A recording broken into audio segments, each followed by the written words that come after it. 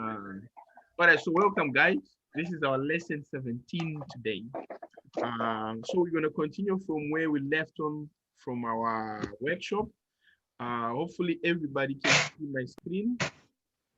Uh, okay, so this is our lesson 17 today. Okay, so it's a continuation of AIDA, but now we are going into detail about how AIDA affects consumers and how it influences consumers' decisions and the impact it has on consumer decision making. Then we're also going to look at three other persuasive techniques that are used in the advertising industry as we proceed. Okay, so we said AIDA, this is more of a guideline, more of a way how advertisers create an investment. They are guided by AIDA. Okay, remember our attention or awareness.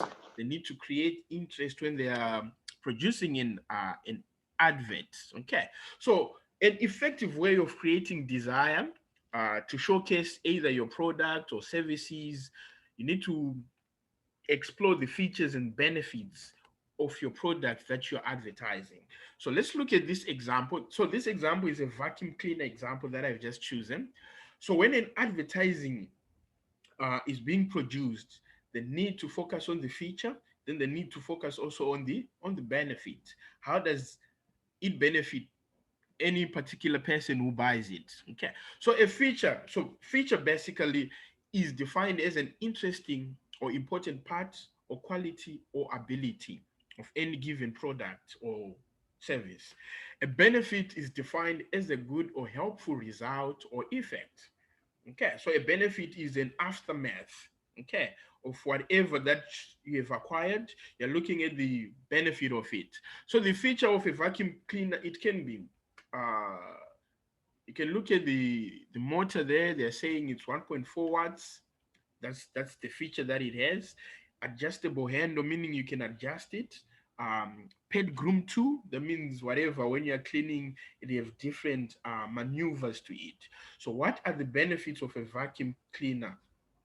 They say high suction power ensures cleaner surfaces, comfortable posture while cleaning, making it a pleasant task, cleaner home and furniture. Meaning, what are the benefit basically of a vacuum cleaner? You clean fast, the surfaces are clean, and things like that. So that's a benefit of a vacuum cleaner. You can think of any other product as well. You can think of your healthy products. You can think of your food, your components, your technological components, your technological gadgets.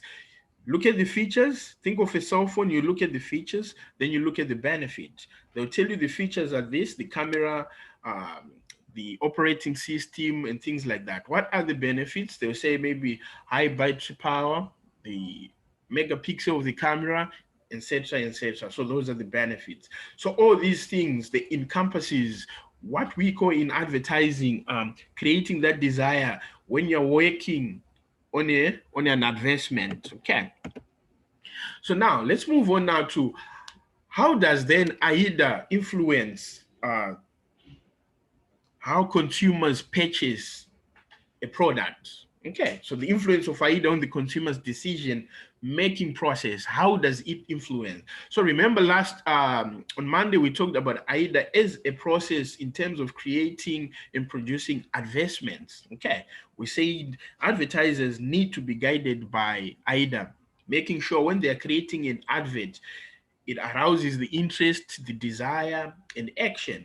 So now we're going to look at how then this AIDA model, okay, influence the decisions that consumers or the target audience do. Okay, so um, with consumers broadly respond to marketing messages in three ways.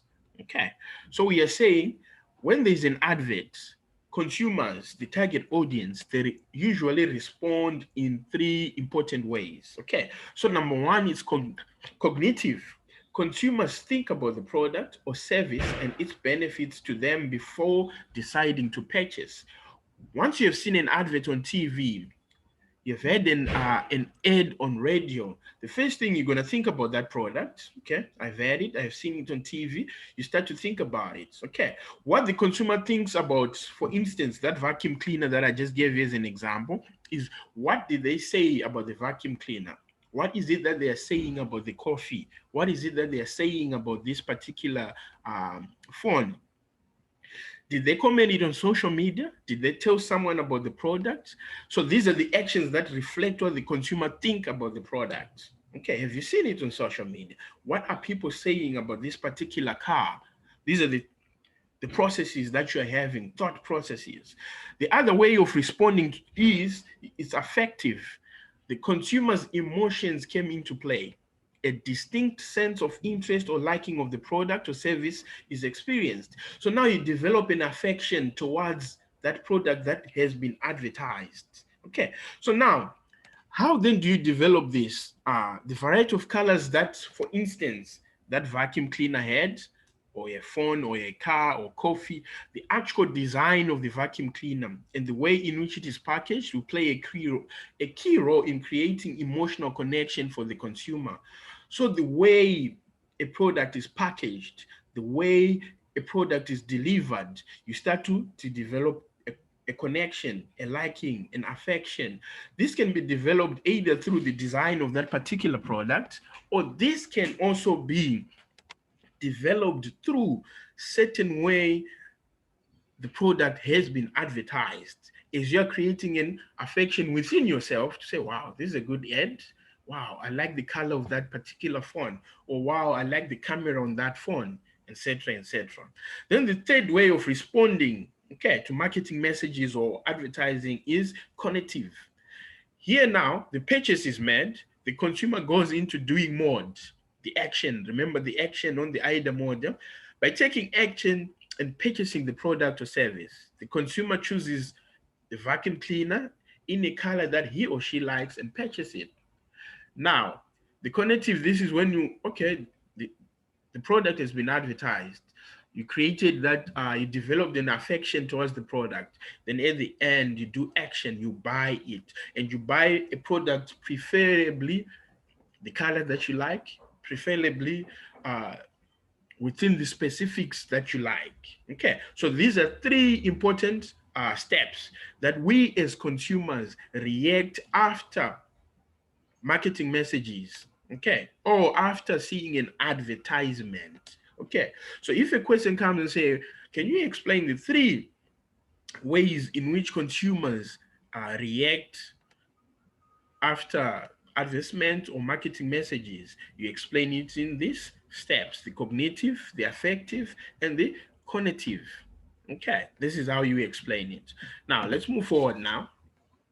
So, however, now it is important to understand that the AIDA model, it plays a very fundamental role, a very important role, a key role in guiding potential consumers through the buying decision processes. Okay, so let's look at the following figure. It actually illustrates the 6 steps that consumers typically go through when deciding to make a purchase. Consumer responses to marketing messages. Okay, so we are saying now, within those 3 steps that we first discussed, okay, the cognitive, that is within the mind, you're processing the thoughts, remember? Affective, this is when you start to develop a liking. Okay, that's why they put a shape of heart there. Then cognitive, this is when you actually go and buy. Okay, so these are the 3 basics. Now they are saying, within these 3 basics, we can actually develop 6 steps that consumers, that targeted consumers typically go through when deciding to make a purchase. When you are deciding to buy a car, when you are deciding to buy a cell phone. So these 6 steps that you go through. Number 1, it's awareness. Okay, number 1 is awareness. Here now, the advertiser creates awareness of the advertised product or the offered services. The company introduces a new product by highlighting its benefits. So the advertisers, they advertise, let's say, a new product. They will explain the benefits of this particular product. So you as a consumer now, you have been made aware of this product. So that's step number 1. Now you know, oh, okay, there is iPhone 6. or there is iPhone 1. Now, through the advertisement, they highlight the benefits of using either an iPhone or a Samsung phone. Okay, now you're aware. That's the first step. The second step becomes knowledge. The purpose of offering the consumer more information about the product or service is to inform them about the product or services, unique characteristics and benefits, informing the target audience. Now, you've been made aware. Now you know there's Apple One or iPhone One. Now you need more information. You develop knowledge. That's the second step. Knowledge now. You get to understand the benefits, the specifications of that particular product that is being advertised. Okay. So the advertiser, again, here, he informs the target audience or the potential consumer or customer. So you as a consumer now, you get more knowledge about the product. I'm sure everybody understands this. This is the process now where you research more about that thing. Think of when you're buying your cell phone. Obviously, you Google, you try to find out more information about that particular phone before you buy it. You're gaining more knowledge of that product. Then step number 3, it becomes liking. This is a very fundamental step for advertisers to implement in the consumer decision-making process. Should the target audience like your product? It means that they have a positive attitude towards it. Therefore, it is the advertiser's responsibility now to create opportunities for that target audience to like the product or service. So from a consumer perspective, this is when you like a product, you have no knowledge now. Oh, okay, iPhone 11, it has this and this and this. I like it. The advertiser now on this particular step, he needs to make sure that they create an environment that produces a positive attitude towards that particular product that is being advertised. Okay, then we go to step number 4. That's preferences. So preference now, it is not enough for a customer to just like your product. They should be able to prefer it over any other brand that they might be using at that particular time. Okay, this might be difficult for advertisers, especially if the target audience is loyal to its current brand that it might be using. In simple terms, we are saying advertisers now should go beyond convincing, okay, creating a need, saying to the target audience that whatever brand that you are using, our brand is better than yours. On preference, remember, everybody has a brand of choice. If you think of of your your drinks, some people prefer Coke as a brand.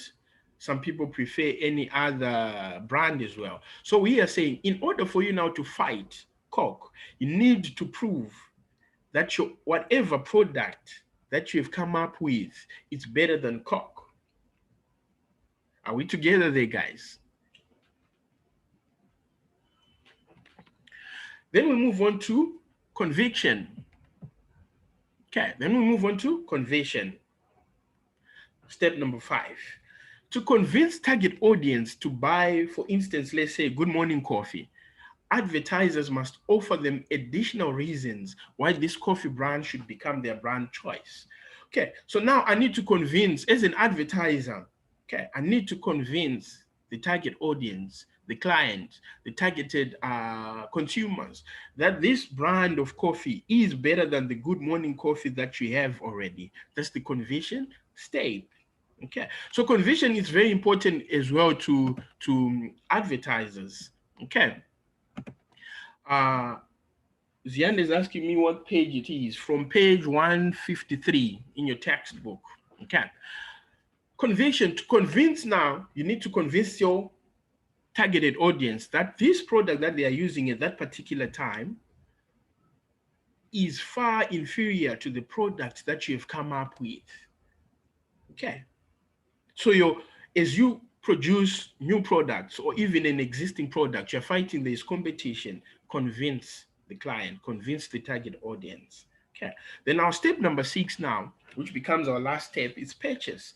The last step in the consumer decision-making process involves the actual purchase of the product. A key component of ensuring a sale is to provide the consumer with highly visual, inspiring images of the product. It may be, it may be in the form of displays, discounted tags, or even the product itself. The product has to be so beautiful that it convinces a client to buy it, it convinces a customer to buy it. Then you do your purchase. So these are very 6 important steps. Okay, you create your awareness. The client also becomes aware. Knowledge, you advertise, you inform the client or the customer, the target audience. The target audience also become knowledgeable about the particular product that you're advertising. Liking, the consumer develops a liking. You also create a very good advert. Okay, that is a positive attitude towards that product. Then preference. It is not enough for a client or consumer to say, okay, I just like it. Okay, they have to prefer it over whatever that they are using at that particular time. If they're drinking Coke, convince them not to drink Coke, but to drink your particular product. Then conviction, convince that this cell phone is better than the cell phone that you are using. Then purchase, you have convinced them, then they do a purchase. These are 6 fundamental steps.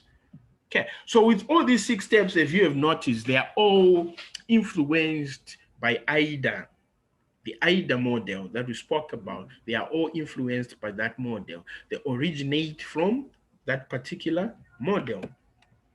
Okay. Now, let's look at other persuasive communication techniques that we find. Okay, before we continue, do you have any questions on the 6 steps? Any questions where you didn't understand? Any questions? If you can't speak there, you can type. Do you have any questions where you feel I should explain again? Okay, I feel everybody is okay then. Okay, so let's continue. So basically now, there are other persuasive communication techniques. Remember, this is persuasive communication we're talking about. All this AIDA model, the advertisers, when they are creating an advert, they need to make sure it creates awareness, attention, interest, desire, and action. All this is done because we are in a persuasive communication mode. Okay, so now let's look at other persuasive communication techniques as well. Okay, so we have pathos, logos, and ethos. Okay, these are Greek words. This is not the first time you've come across these words. These are Greek words. So pathos, logos, and ethos are 3 very effective appeals used to craft marketing, advertising messages that will strive by all means to persuade target audience successfully. Okay. So these words were coined by a Greek philosopher, Aristotle. These persuasive techniques refer to different ways to reach an audience and to convince them to agree with you. Okay, so these techniques are used in different ways to make sure that we reach a target audience. Then we convince them to agree with you. In this instance, if you're an advertiser, you're trying to convince them to buy your product, you're trying to convince them to utilize your services over any other services that is being provided at that particular time. So pathos appeals to receiver's emotions in order to persuade him or her, while logos appeals to the receiver's sense of reasoning to be successfully persuaded. Okay. Then ethos appeals to sender's credibility in order to persuade the target audience. Okay. So in simple terms, we are saying pathos basically deals with the emotions of the target audience. If an advertiser is advertising, he's trying to evoke emotions using the pathos appeal, using emotions to either convince or persuade you to use a particular brand Okay. Um, then logos, it appeals to the receiver's sense of reasoning to successfully persuade. Okay, so logos, it doesn't target your emotions, but it uses reason, sense of reasoning, okay, to succeed in persuading you to buy a particular product or service. Then ethos, it appeals to the sender's credibility in order to persuade the target audience. Ethos now, it deals with the trust that as an advertiser, you should be trusted, that when people see your advertisement on television, they should be able to trust you, trust your institution, trust your organization. So the credibility of you influencing or convincing an audience is through the trust that they have towards you. Okay, so now let's get into detail of these three effective appeals.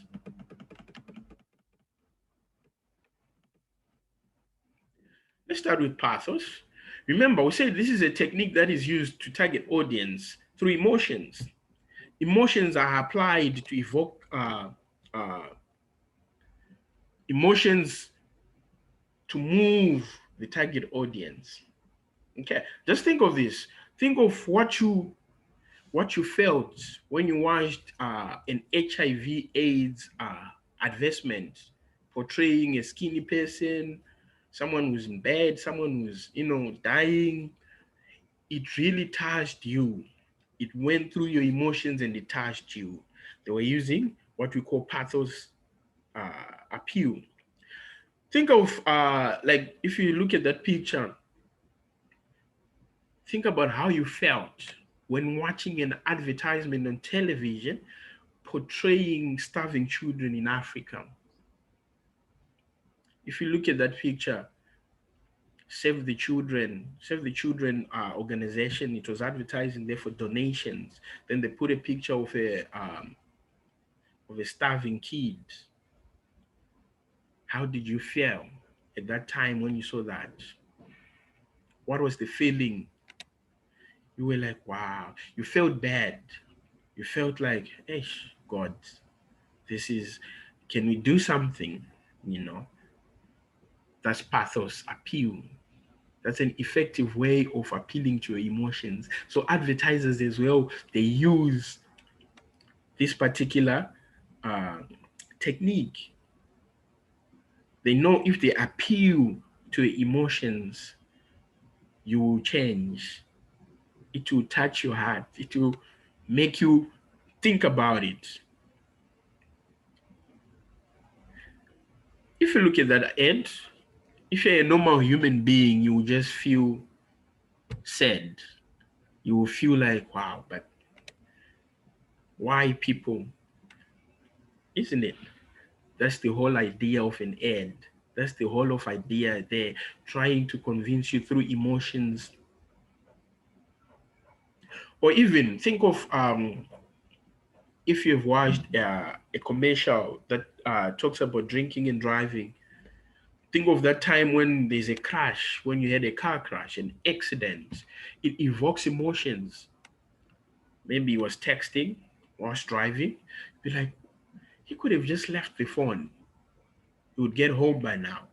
And maybe later after that crash, the phone starts to ring. Either the children are phoning or the wife, they're waiting for the husband.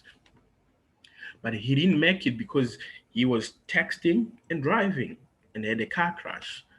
The purpose of that ad is to go to emotions, to make you see through emotions.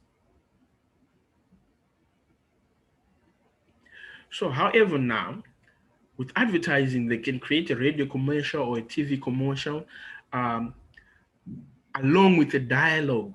This merge in an attempt by the advertiser to persuade the target audience, for this instance, to give donations to save the children or not to drink and drive, text and drive. That's how pathos work. An effective way of targeting your emotions. Okay, let's move on to another one now. Uh, let's look at this other one. The other one is called logos. Logos refers to the logic behind an argument. Often the target audience is persuaded simply by showing them the facts. Okay, so in this now, with this statement, definitely you've seen the difference with pathos. Logos now, it deals with facts. Okay, for example, let's use the water crisis that has been experienced in Western Cape between 2017 and 2018 during that time. When they were advertising about the water crisis, they were giving people facts. If you use water unwisely, we're going to suffer. They give you proven facts. They don't just say things. For instance, here they would show you what can you do with 50 liters of water per day. Dishes and laundry, you can use 18 liters. You can take a shower for 90 seconds, 15 liters. One toilet flush, 9 liters. Daily hygiene, you need around 3 liters. Cooking, you need around 2 liters. Drinking water, 2 liters. One dog bowl, 1 liter. So basically, they were showing you facts of how we can save water instead of just using water, letting your taps run. If you work within the confines of what you have been given, we can save water. Since we are being affected with water shortages. So with logos now, this type of advertisements, they use facts. They don't just create exaggerated information. Okay. So here they incorporate facts and statistics that the target audience cares about as key ingredients to effectively persuade a target audience from a logo standpoint. Just think of when they advertise HIV and AIDS, they sometimes give us statistics, like maybe 1 in 5 people is HIV positive. Maybe 2 million people are living with HIV and AIDS. So before you sleep with someone, it is very important that you get tested. They're giving you facts, isn't it? Within these facts, they are trying to persuade you to change either behavior in this instance, or to buy a particular product. They might give you facts. 1 in 5 people in Durban is using an iPhone. Why not you? Over 200,000 people are using iPhone 6. They're giving you statistics in order to persuade you to come and join, be the bandwagon, be with others, be in style. Okay. Usually this works very well when it's advertising about social issues, social ills in societies, like this issue of water shortages. It becomes a very, very important and effective way of persuading a target audience to change. Like in this instance, this advert was meant for people in Western Cape to understand so that they can change, persuade them to change the way they are using the water. Any questions, guys? Okay, so remember I was explaining logos. Then we say they deal with logic. They create an argument um, based on statistics, based on facts. Okay, so they incorporate all these things is a way to effectively persuade a target audience. Okay, so now let's move on to the third one. Ethos. Ethos, it relates to the sender's credibility. Whoever is sending the message, the advertiser himself, what's his credibility? Do people believe him? Do people trust him? Trust, then, it becomes an important component of credibility in this instance. For example, when you're selling a new toothpaste or appealing to target audiences to practice water safety during summer holidays, your message will not elicit the desired response if they do not believe in you. People have to believe in you in order for them to do what you are saying. Trust or belief in a brand or company is built over time. It's not something that you do instantly. It takes time to build a brand, to to have that trust amongst the people. The aim of building trust with target audiences is that they perceive you to be honest and credible above your competitors. Think of any company that you might know of. Think of why they have failed or why they are so successful. The issue of trust and belief is there. If people don't trust you, if people don't trust your organization or your institution, you won't be able to survive in business. The same with advertising. When people don't trust you, they won't trust your advertisements, they won't trust your campaigns. So you need to develop, or rather be in a state that the target audience trust and believe you. Successful ethos-based persuasive communication relies on the inclusion of reliable sources in the overall communication message. This is important now. They are saying persuasive communication here now on ethos-based, it relies heavily, or more importantly, it is of great significance that you include reliable sources in the overall communication message.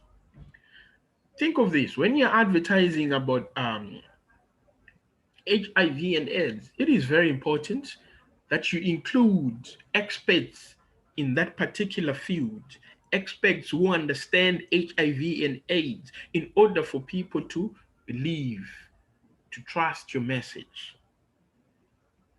That's why that other time last week when we were watching that Colgate video, they were trying by all means to incorporate a dentist, isn't it? Because we all believe now that a dentist, when he's talking about our gums, our teeth, that's a reliable source. It can't get better than that. A dentist is an expert in that particular field. Okay.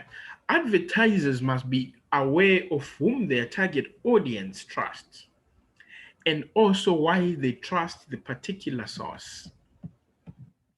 This now is very important. Advertisers must be aware of whom their target audience trusts. As advertisers, you should be able to understand who your target audience trusts. How then do you know this? You have to research. Remember, we go back to those duties that you find within each department. You have researchers as well. They need to research and understand what the target audience trusts. Do they trust our product? Do they trust our competitor? What is it that they trust? You need to understand their trust within the realm of what you want to advertise. And also why they trust that particular source. So if they trust, say, let's say source B or source A or whatever, why is it they trust those people? Why is it they trust source B or source X? Why? You need to understand that. It helps you in coming up with a message. So on ethos, the credibility is on the source, you, who, the advertiser, the institution. Do people trust you? Do the target audience believe you? But however, in order for you to create a very successful ethos-based persuasive communication, you have to include reliable sources that people can trust, include expertise in that particular field, include opinion leaders in that particular area so that people can develop trust. Okay. So basically, we have discussed persuasive communication as an advertising tool. Okay. We investigated the communication model to determine how the sender, message, and receiver work together to understand communication. Okay. We have also discussed the role of persuasion in marketing, communication, and advertising marketing messages, and how they should be crafted persuasively. So remember, since last week, we talked about persuasive writing. when you're writing your copy, make sure you use persuasive words. But these persuasive words should be within the grounds or within the tenets, within the principles of ASASA,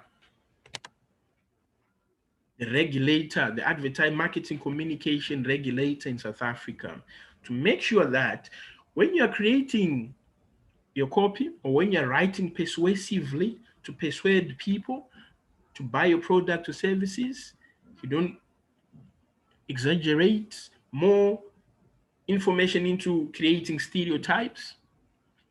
Make sure your advert is not offensive. Okay.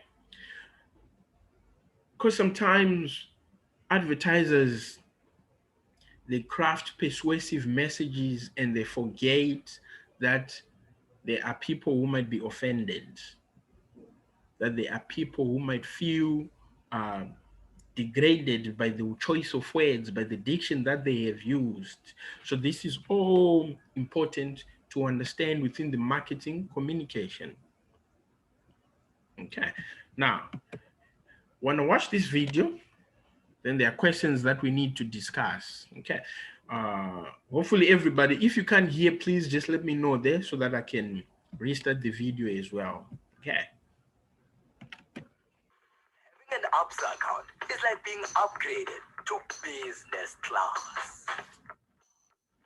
Having an ABSA account and signing up for ABSA rewards is like being upgraded to business class, seated next to a lady who makes you go gaga. Life's so much better with the new ABSA rewards. Swipe your card and earn with the only banking rewards program that pays out cash. Get cash back and prosper with ABSA. Having an ABSA account is like being upgraded to business class. Having an ABSA account and signing up for ABSA rewards is like being upgraded to business class, seated next to a lady who makes you go gaga. Life's so much better with the new ABSA rewards. Swipe your card and earn with the only banking rewards program that pays out cash. Get cash back and prosper with ABSA. Okay, so this is an ABSA advertisement. So the first question is, how is this advert fulfilling the AIDA formula? Explain in detail.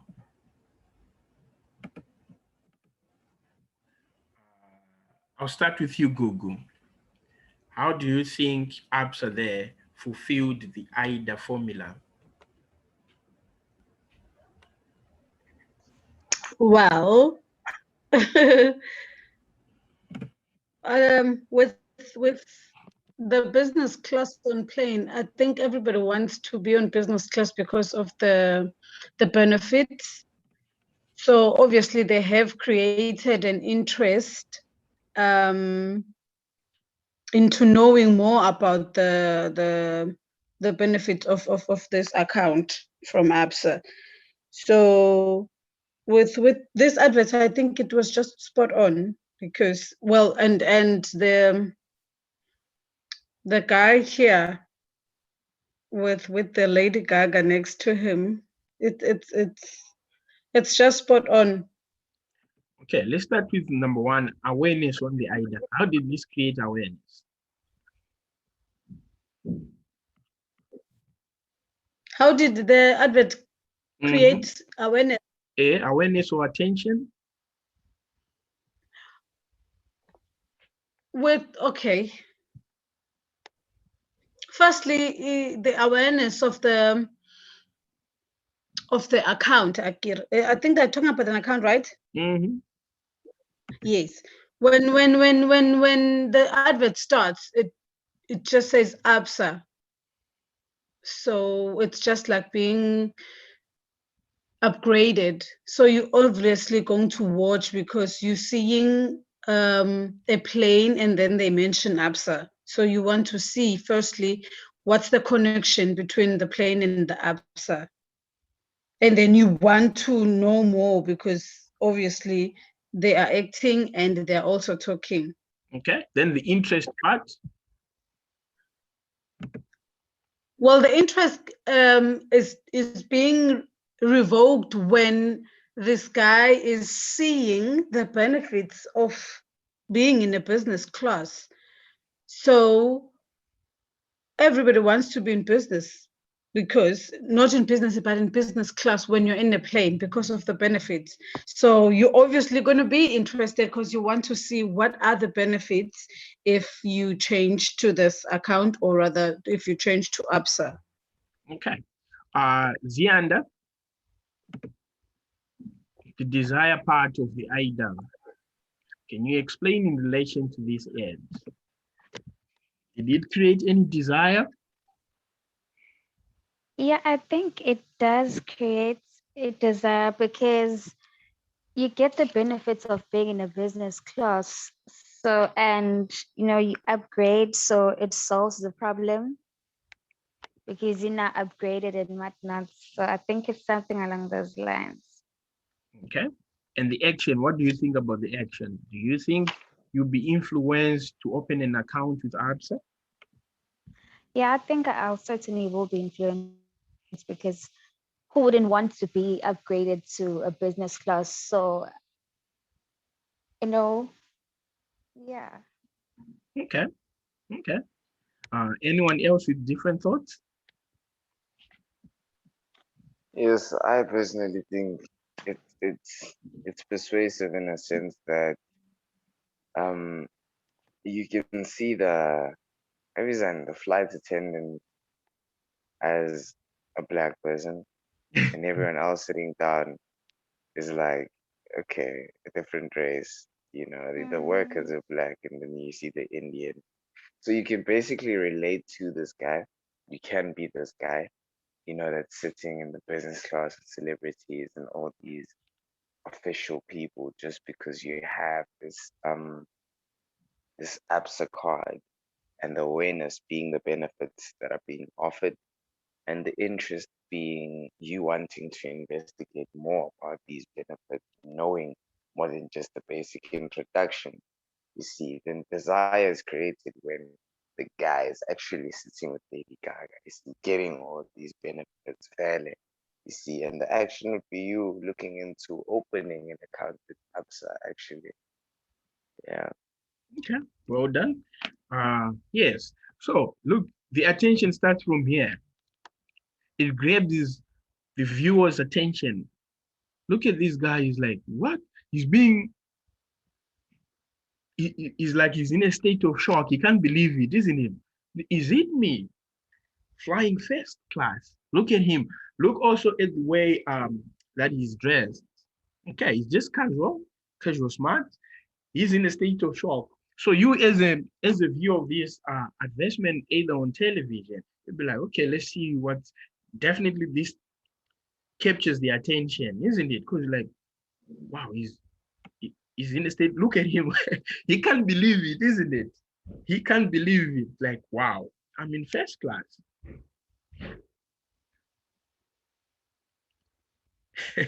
And he's looking around, isn't it?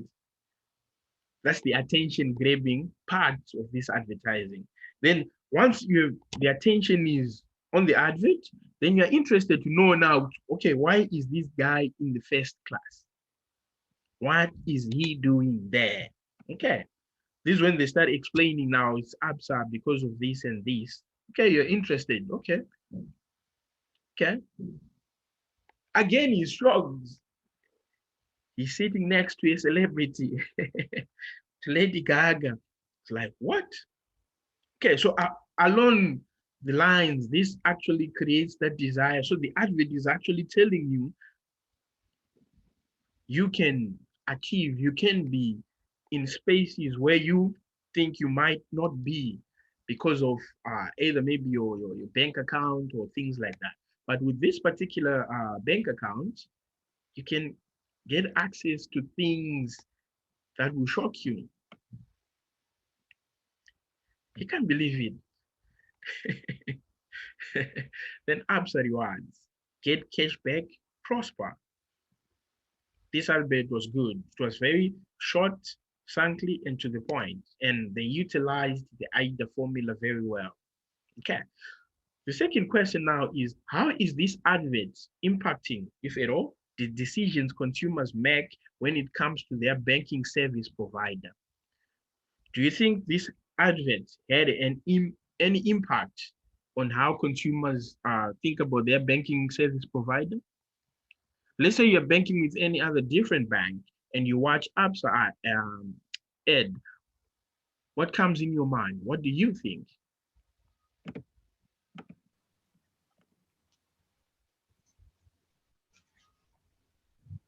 Please repeat the question, sir. Yeah, my question is, how is this advent impacting, if at all, the decision consumers make when it comes to their banking service provider? Then I say, think of it like, let's say you're using any other bank, then you watch this Absa bank. How do you think this can have an impact on your banking decisions? People like things, and at the same time, find that they can't afford things that they like or to keep up with the things that they like. So having these certain benefits will basically persuade you into looking at banking with a bank that can accommodate your lifestyle in a sense that it gives you platform to do what you want to do, but you're saving while you're doing it. Yes. Or you're benefiting while you're doing it. So basically this ad, it makes you to think, isn't it? It makes you think like, okay, what am I doing with this bank that I'm using? Am I getting these benefits? Because remember we talked about when they're advertised, they show you the features and the benefits. Here apps are showing us more benefits of having this account. You can have access to first class, you can have access to this and this and this. You get to see things, you get to explore. So once you have seen this, or once you've been exposed to this ad, you then think like, wow, okay, maybe I need this. This is how advertisements influence consumers' decisions. Okay. Then the last question is, what criticism, if any, would you have against this advert, taking into account its potential to persuade consumers? What criticism do you think you can have on this advertisement, if there is any? I have a problem with the racist part. Mm-hmm. Which The racism part, because they're using a white person and an Indian, and then the blacks are workers. Like, okay, firstly, the ladies, the hostesses are black, and the guy that is being upgraded is black, and sitting next to a white celebrity, whereas we also have black celebrities. And why is it the first class only regarded as the white people thingy? Thing is, I don't feel like, okay, I get your point, but I don't feel like the advertisement would have been as effective if we had a black famous person there. As horrible as that may sound, I still don't feel like it would persuade or increase sales as much. Honestly, we live in a very disgusting world these days. Like, if it was a black person, okay, which black celebrity can we think of? I don't know, Kanyimba, okay, she bleached herself to look white. Let's think of Jacob Zuma. People wouldn't take it serious. It's just like, this guy. Or any black celebrity for that matter. Now it's Lady Gaga. It's like, yo, No, we have a DJ Zinhle. Rather use DJ you Zinhle. see, if you were to use DJ Zinhle, you just look at it like, okay, this is, it's whatever. We don't really take South African artists that seriously. Now Lady Gaga is from abroad and she's white. On top of that, which is a bonus. Maybe if it was Drake, you see, then yeah, but Drake's not black. No, but that's the thing. I get it. It's very racist, but okay, like okay. there is no other way. Okay, we're getting what you call it, we're getting too political. I don't think the ad was racist in any way. Okay, here's the first thing. I've stopped there. You see the guy is in state of shock. Then Google, you said they use like white people only in the in the first class, which is not true. Behind that guy, you see there's a black lady sitting in the first class there with the specs. That's a black lady. But So sir, that sir. alone. Okay, let's continue. Then as we play the video, okay, they're showing all colors. There is a black lady. There is an Indian. No, that's an Indian guy. Yes, this is an Indian guy. I mentioned an Indian guy. Then there's another black guy behind there as well. You see those, this He's one? not black. Yes. So it accommodated everybody. Then the point here, they were like, oh, there is a celebrity. He went and sat next to a celebrity. The celebrity could have been anybody. Could have been Kanyimbao, could have been DJ Zinclair, could have been Babs Odumo. It could have been anybody. The point that they were making here was just you could access first class. And in first class, you could get access to celebrities. Are we together? Yeah, but you see, if you look at it from different points of view, why are the black people in the back? Why isn't it this bum? You see, there's a lot of arguments that can be raised. Well, there's always now, something. Why can't we have white hostesses? I think here they were trying to be as real as possible. If you go to South African Airways, particularly those that operate from South Africa, I'm sure you'd see majority of air hostesses are black. Well, yeah, and colored. I don't see in any way how this advertisement would fall under racism. No. Okay. I get your points in how they accommodate every race. Yeah. Yeah, As you can see, there's everyone there. There's white. I still have a problem with the white celebrity, though. Okay, here's the good thing now. The good thing that I want you to understand. That's very good that you have a problem with this. Here's the good thing. Remember, we said advertisements, they are not like universally accepted as they are everywhere, regardless of the circumstance. By this, I mean, whenever an advert is produced and is aired on TV or radio, not everybody is going to be convinced. Not everybody will like the advertisement. Everybody will have thoughts around that advert, isn't it? That's why we see they try. That's why ABSA doesn't rely on one advert. They try also different other adverts. They're trying to targeting different people with different adverts. Remember now, if you go back to self-reference criterion, we say there are certain cultures that you need to understand before you even produce an advert, isn't it? Because there are certain adverts that might be derogative in a certain culture, and they may not be offensive in another culture, isn't it?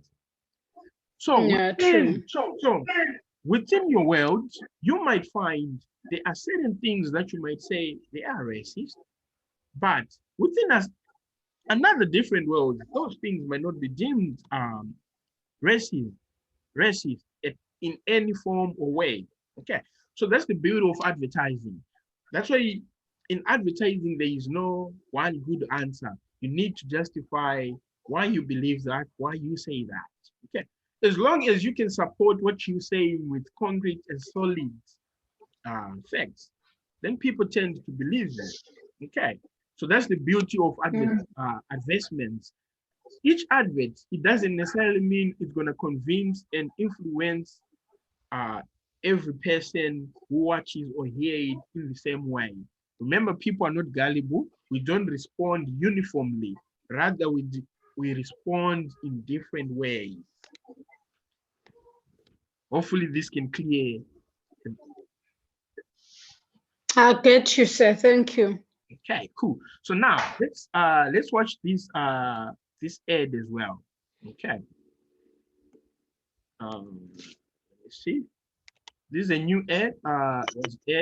Let's watch it, then we discuss again.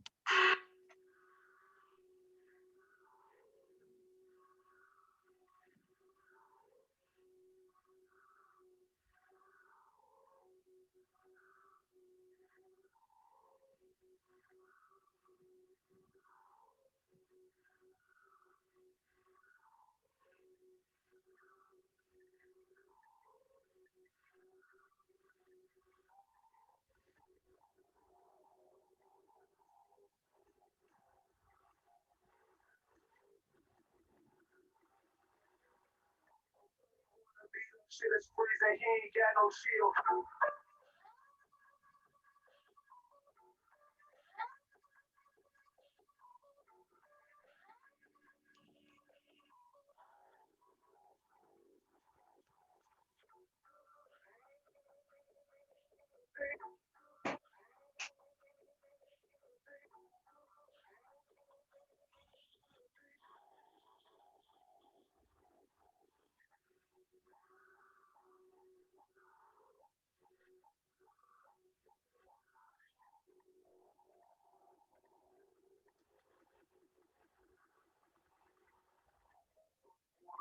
Shit is freezing, he ain't got no shield.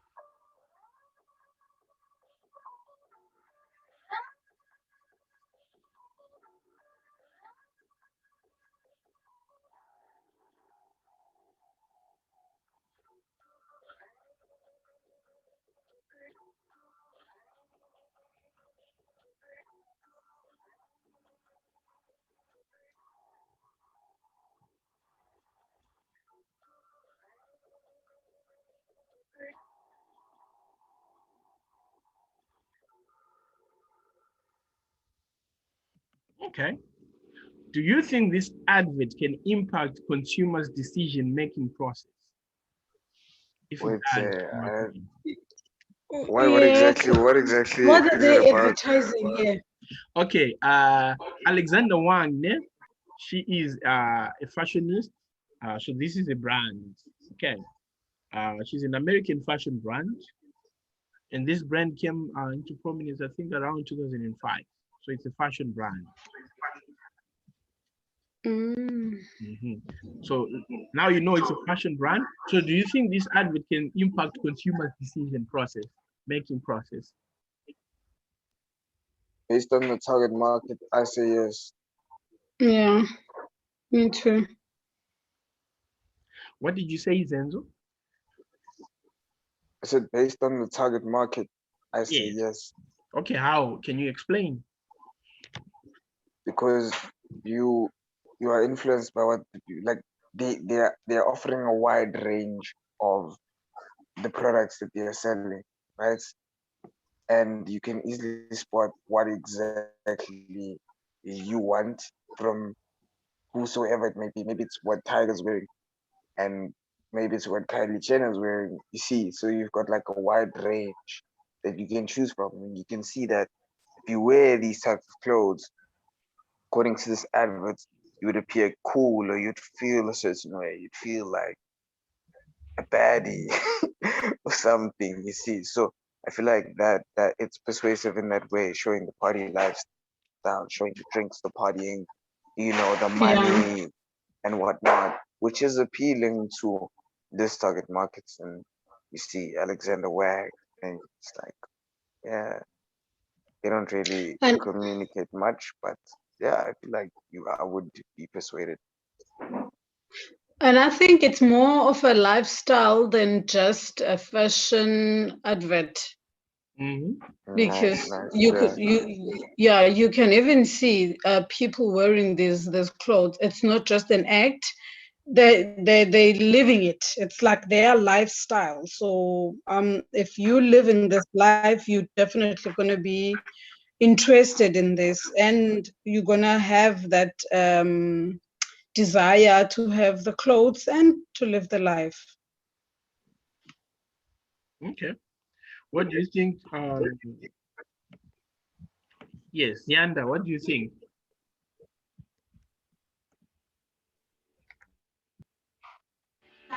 Yeah, I think they did use a good way of advertising the clothes, because like Senza did say that you spot many things that you like, amongst the people, and it's not just two or three people, but a whole range of things. Okay. Okay. So seeing this advert, this is for a fashion design label. Okay. Do you think it's actually persuading us to buy stuff, maybe stuff that we don't need?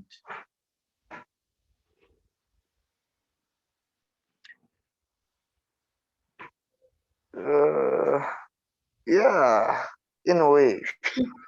In what way? I feel like they're catering for a specific lifestyle. Like Mm. they mentioned earlier, like I think it was Google. It's a particular lifestyle. It's the way these people want to live. So if you want to live like them, then you must dress like them, obviously to fit in, right?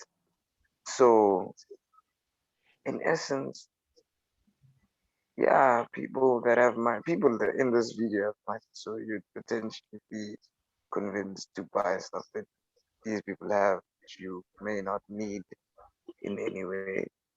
So Mhm. yeah.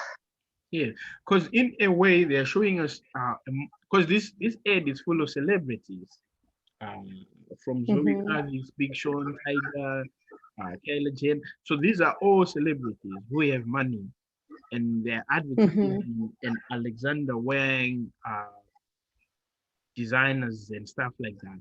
In a way, they can create a lot of attention to things that we might not necessarily need. Because I'm sure if you Yeah, notice, true. most of the things that they are wearing there, do we really need them? Like most of like the clothes and No. stuff like that. This is how advertisements work. They create the need for things that you don't really need. Okay.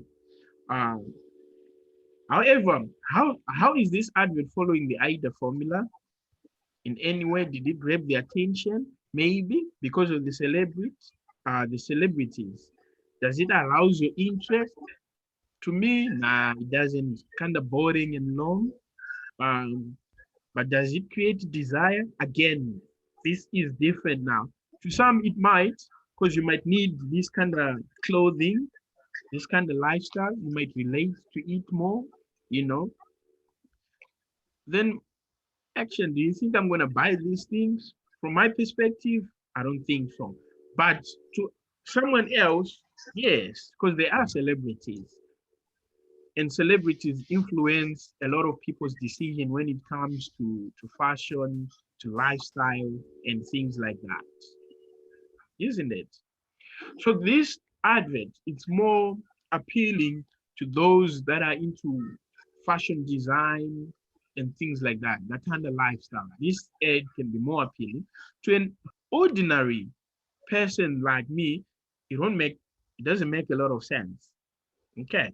Because the other thing is you won't even know who Alexander Wang is. And Alexander Wang, she's a woman, but the name you might think also male. Okay. So to an ordinary person, this might be nothing. But to those that are into fashion, fashion designers and stuff like that, this definitely works for them. Okay. Now let's watch this ad quickly. Because we're running out of time. Guys. Advertising is everywhere. In what you read, what you watch, what you eat, what you wear. They're in the sky, they're on the ground, they're in the water. Our economy thrives on you buying more and more and more, even though you don't need any more. And, oh yeah, you're in debt. The goal of advertising is simple. Get you to buy a product. To make you say, yes, I want this. I need this. My life will be better with this retro cowbell dispenser, but a mason jar too. That is adorable. This is the mug that won't fall over. Watch this. It fell. It fell. We wanted to learn how advertisers capture our attention and get us to buy stuff we don't even really need. So we turned to Jonas Sachs, an advertising executive and co-founder of Free Range Studios, to explain a few ways brands get into our heads. How do ads tell us who we are or tell us who we should be? We see 3,500 of them a day. And the majority of them basically tell us you suck. And if you don't buy this product, you're not going to be rich enough, smart enough, hot enough. And so we walk around being told 3,500 times a day how deficient and lame we are. out in your mind. The number one most shared advertisement on YouTube of all time is that Dove Real Beauty Sketches ad. They make the Real Beauty Sketches. It's all about how women are so much more beautiful than they think they are through this stunt of the police artist who's sketching them. Tell me about your hair. They make a picture of what they think they look like versus what a stranger thinks. Kind of have a fat, rounder face. People are saying, listen, they're reaching hundreds of millions of people with a positive message about beauty. People want to share it because they say, oh, those are my values, that's my idea. And then you start buying the soap because you share those values.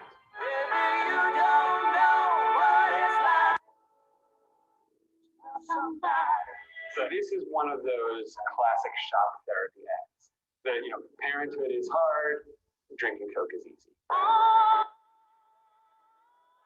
Just speak to people on the level of identity, you speak to people on the level of emotion.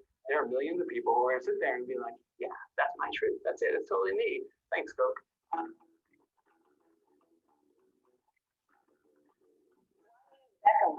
Advertisements tell you not that this product does this thing, it's that people like this use this product. If you want to be like these kind of people, use this product, and you're simply one of them. You know, we all want heroes in our lives, and we want to know how to be more like those heroes. And you know, watching sports and watching movies that these guys are in, we don't necessarily know how to be more like them, but advertisements tell us how to be. Are you up for whatever? Don't answer. Grab a Bud Light. Show it. Try new things. Make new friends. I mean, it's all just crafted around creating a gap. You know, you don't have enough, you don't have what's right. It's not necessarily even that the audiences are sitting at home and saying, oh man, I need to spend more time in the club. It's like they're saying everybody else is in the club, and why aren't you there? So advertising is just a constant fear of missing out. There's a huge amount of that. Okay, so basically what they are saying there, they're telling us the effects of advertising. They're saying advertising bombards us with different messages. They are saying to us, if you don't use this particular product, then your life is not good. That's what advertising does to us. If you're not using this cell phone, well, you're not part of us. If you're not using this particular product, well, you're out of tune, you're out of style.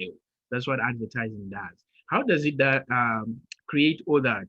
Through all these persuasive communication techniques that we have learned, okay, from the AIDA model, the 6 steps, you know, from the 3 other communication, persuasive communication techniques, your pathos, your logos, and the ethos. This is how advertisement, the advertising industry creates all these things so that it can bombard us every time, so that we can buy, new things. We continue to buy. That's how advertising works.